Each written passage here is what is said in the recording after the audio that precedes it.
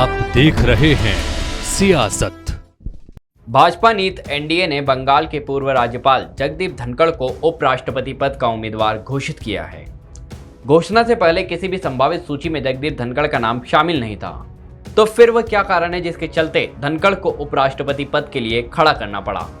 नमस्कार, मैं हूं दीपक और आप देख रहे हैं मृदुभाषी की खास पेशकश सियासत, जिसमें आज हम बात करेंगे उपराष्ट्रपति चुनाव के पीछे भाजपा की सुपर प्लानिंग के बारे में।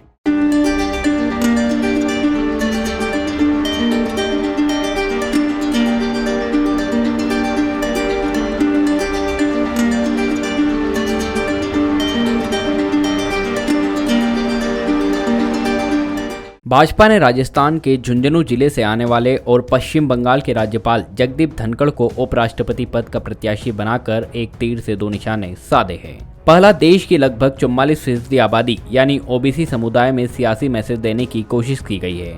दूसरा यह कि राजस्थान, हरियाणा और उत्तर प्रदेश में नाराज चल रहे जाटों को साधने के लिए ट्रम्प कार्ड चल दिया है। खासकर कृषि कानूनों के विरोध में जो किसान नाराज चल रहे थे, भाजपा के इस फैसले के बाद शायद उनकी नाराजगी भी दूर हो जाए।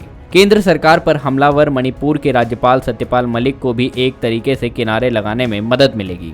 राजस्थान में जाट कुल आबादी का करीब 10% है। आजादी के बाद से लेकर अब तक प्रदेश में भले ही जाट मुख्यमंत्री ना बना हो, लेकिन राजस्थान की राजनीति में इस समाज का काफी दबदबा है। विधानसभा चुनाव में औसतन 20% विधायक जाट जाति के होते हैं। कुल 200 विधानसभा सीटें हैं, जिनमें से 30 से 40 विधानसभा सीटों पर जाट जाति के कैंडिडेट चुनाव जीतते हैं। 5 लोकसभा सीटों पर भी जाट वोट बैंक निर्णायक भूमिका में होते हैं। इसलिए इन लोकसभा क्षेत्रों में हमेशा जाट प्रत्याशी ही चुनाव जीत पाते हैं, या फिर जाट वोट बैंक को अपनी तरफ खींचने वाला प्रत्याशी ही चुनाव जीत पाता है। 2023 नवंबर और दिसंबर में विधानसभा का चुनाव होना है। ऐसे में भाजपा धनखड़ के जरिए सियासी लाभ उठाने की पूरी कोशिश करेगी।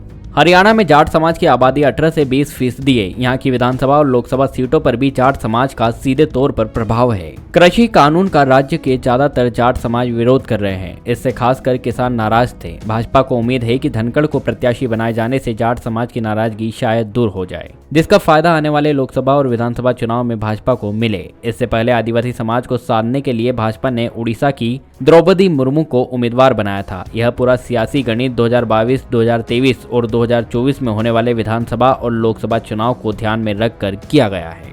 तो यह थी जगदीप धनखड़ के उपराष्ट्रपति पद का उम्मीदवार बनने के पीछे की पूरी कहानी। अभी के लिए इतना ही। ऐसी अन्य सियासी दुनिया से जुड़ी किस्सों और कहानियों के लिए देखते रहिए मृदुभाषी की खास पेशकश सियासत।